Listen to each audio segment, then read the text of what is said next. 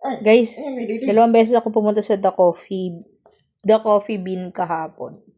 Kasi nga, sa lahat ng matcha guys, ito yung gusto ko, yung sa Coffee Bay. Tapos, pumila na ako dun sa The Coffee Bean. Tapos, bumalik ulit ako.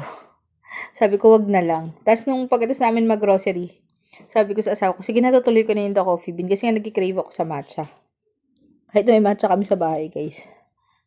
Kasi nga, inubot sipon ako ng last week. So, hindi ako nakainom ng ganito. So, yung Coffee Bay. Ito talaga yung paborito ko, yung Coffee Bay, guys. Kasi yung Coffee Bay, masarap yung, yung matcha nila, guys. Yung white chocolate po yung niya. As, yung sa The Coffee Bean, guys, hindi ko masyadong gusto yung lasa niya. Ito talaga yung gusto ko na matcha, guys. Sa lahat ng natikman ko, ito yung nagustuhan ko. Hindi ko pa natitikman yung matcha ng Starbucks.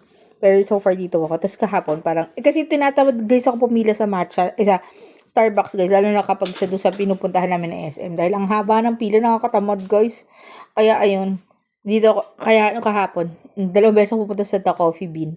Tapos, pagka nandun ako sa pila, biglang magbabago isip ko.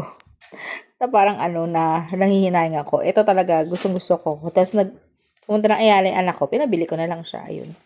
Finally, meron na akong pang Christmas ko sa sarili ko. Dami nang binili, tapos ngayon lang yung Christmas. Hindi guys, marami akong binili ngayon. Yun lang.